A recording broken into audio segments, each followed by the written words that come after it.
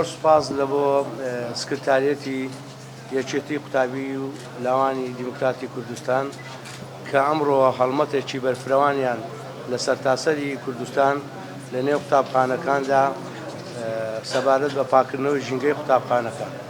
ئێمە سوپاسیان دەکەین بە ناوی خۆم و وەکو بەڕێوەبەرایەتی گشتی پەروەردەی هەولێر کە بۆ دەستپێشی ساڵی نوێی خوێندن ئەو ئامادەکاریە تەواوە دەکرێت. ئێستا لە گشت قوتابخانەکانی ناو شاری هەولێر ئەم هەڵمەتە بەردەوامە. هیوادارین قوتابیانمان ساڵێکی ئارام و ساڵێکی پڕزانست بەسەر بن لە قوتابخانەکاندا. دەستخۆشی لە سەرۆکایەتی شارەوانی هەولێریش دەکەین کە بە گروتینەوە لەگەڵمان بەشدارن لە پاکردنەوەی ژینگەی قوتابخانەکان. دەستیان خۆشبی سوپاسان دەکەین.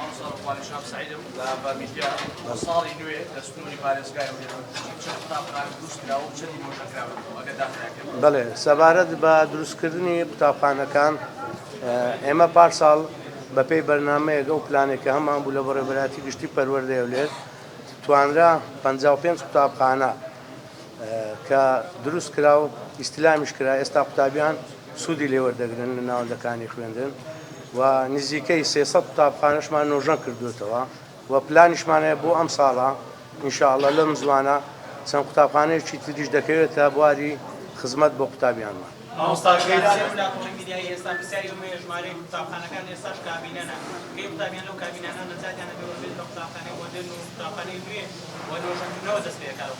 بەڵێ سەبارەت بەو قوتابخانانەی کە لە کابینەدانا ئێمە چەند قوتابخانەیەک هەبوو کە لە مامزاوە و لە شایەت وانەشە بوو. ئێستا کە بینایان بۆ دروستکراوە ئەم ساڵە بینایەکان ئیستیلام دەکرێتن.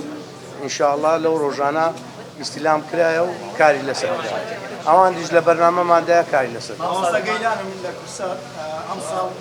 ژمار چەند هەزار مامۆستایەک خانیشین و ڕێژەکەی چەندە لە سنووری پارێزگای چەند هەزار مامۆستا خانیشین بووە بۆ ئەم ساڵی پرۆسەی خوێندن کێشە لە میلاکات دروست بوو یاخیناوە چۆن سەبارەت بە میلاکات لێژنەیەکی تایبەت پێدات لە هەموو پەروەردەکان کاری تایبەتی لەسەر کرا. ڕێخستنی میلاکات کراوە لەوێ و لێ کێشەمان هەیە لێن کێشە نیە لە ڕووی میلاکات هەیە بەس بەم شێوەیە نییە ڕێخستنێکی باشی لەسەر کراوە.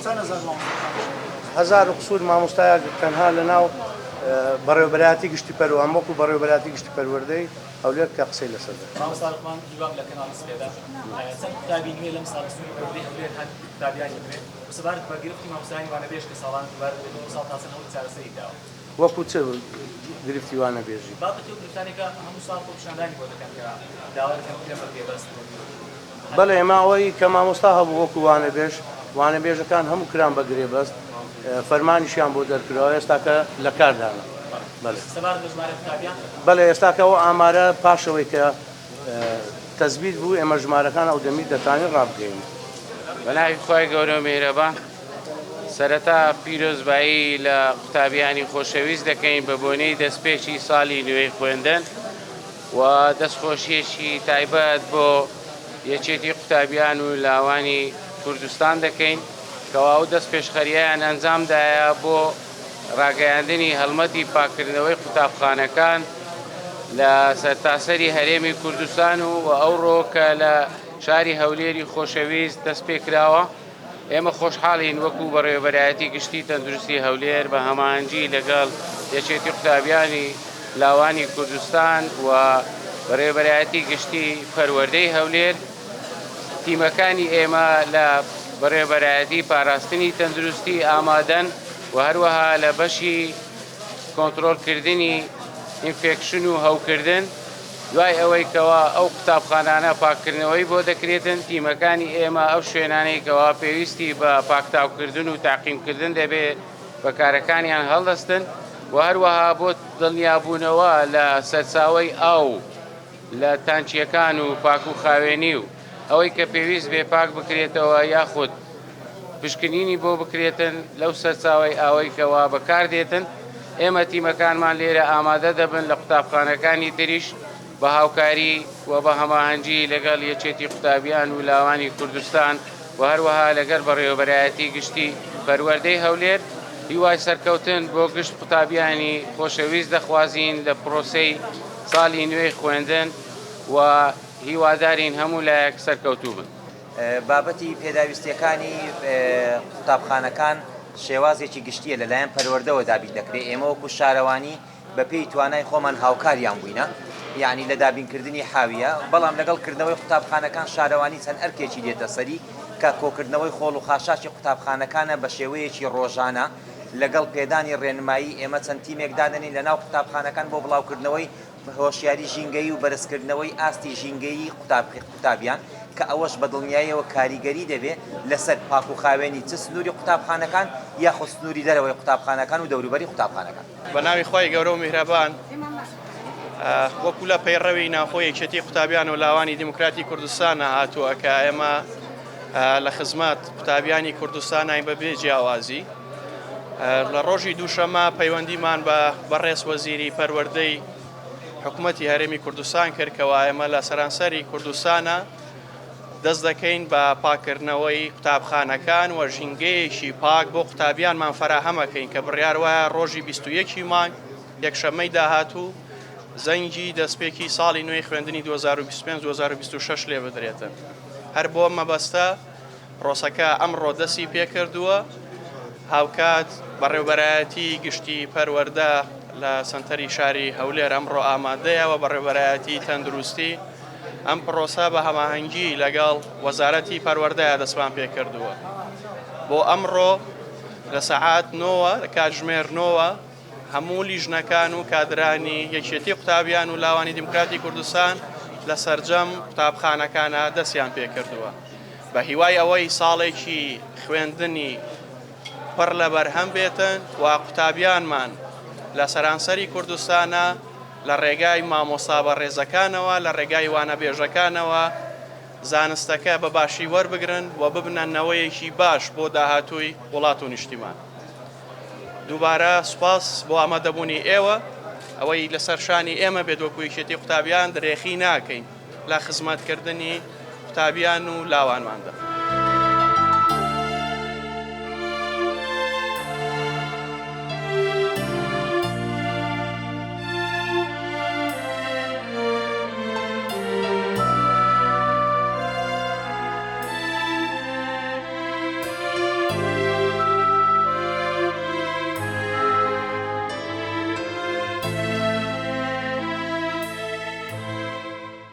بەڵێ سەبارەت بەکردنەوەی قوتابخانەکان لە 21/9/2025 یەکەم ڕۆژی دەستپێکی قوتابخانەیە پیرۆزبایی لە قوتابیان دەکەم. هیوادارم ساڵی خوێندنی 2025-26 ساڵێکی پڕ زانست پڕ بەرەکەت بێ بۆ پەروەردە و هیوای سەرکەوتن بۆ گشت قوتابیان دەخوازم، دەستخۆشی لە گشت مامۆستایانی سنووری بەڕێوەبەرایەتی گشتی پەروەردەی هەولێر و سەرجەم مامۆستایانی کوردستان دەکەم کە بەڕاستی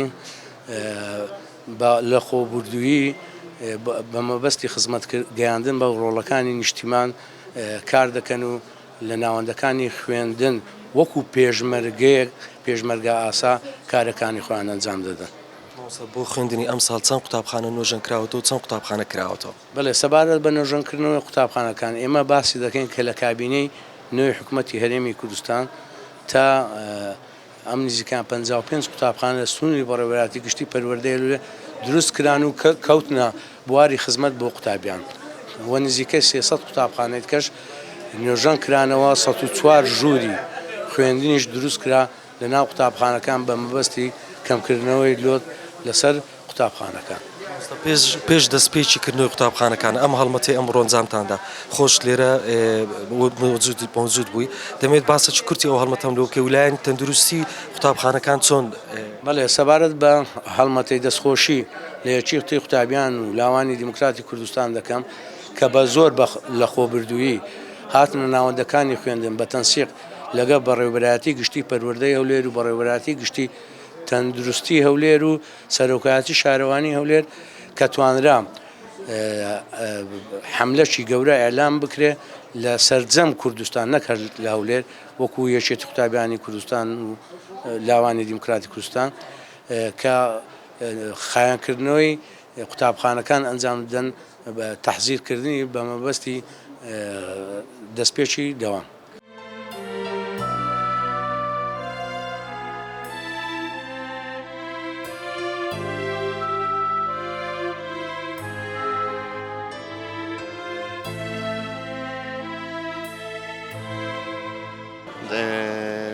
پێشەشی بە خێراتتان دەکەم سەبارەت بە خۆ ئامادەکردن بۆ کردنەوەی قوتابخانە هەموو ساڵێک ئەو بەرنمەیە جێبەجێکرێتن بەس ئەم ساڵ بە دەستخۆشیەوە بەڕێبەتی گشتی پەروەردە و یەکێتی قوتابیان و بەڕێبەتی شارەوانی دەست پێشخەرێکیان بۆمە زیاد کرد و هاتن بەشداریان کرد لەم کارە پیرۆزە کە بۆ خزمەتکردنی ڕۆڵەکانمانە.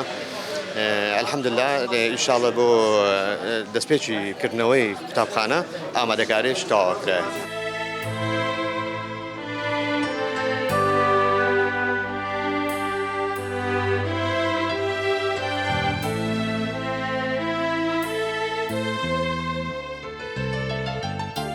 لەگەڵ دەستپێکردنی ساڵی خوێندن سەرۆکایەتی شارەوانی هەولێر بەڕێوەبەراتی خزمەتگوزاری و ژینگە پارێزی هەموو ساڵێک هەڵمەتی فراوانی شوشتنی قوتابخانەکان ئەنجام دەدا خاوێنکردنەوەی قوتابخانەکان ئەنجام دەدا ئەم ساڵەشەوە نزیکەی 10 ڕۆژ دەبێ هەڵمەتەکەمان دەست پێ کردووە هەموو ڕۆژێک لە نێوان 15 بۆ 20 قوتابخانە خاوێن دەکرێتەوە و دەشورێ لەگەڵ ئەوەشدا لەگەڵ کردنەوەی قوتابخانە چەند ئەرکێکەیە کە شارەوانی بەرامبەر قوتابخانەکان ئەنجامی دەدا یەکەمیان کۆکردنەوەی ڕۆژانەی خۆڵ و خاشاکی قوتابخانەکانە خاوێنکردنەوەی دەوروبەری قوتابخانەکانە دانانی کرێکاری تایبەت هەڵمەتی کۆکردنەوەی ئاژەڵە بێلانەکان لە دەوروبەری قوتابخانەکان کە ئەوە یەکێکە لە ئەرکەکانی شارەوانی ئەنجامی دەدا تاوەکو نەبێتە کێشە بۆ قوتابیان.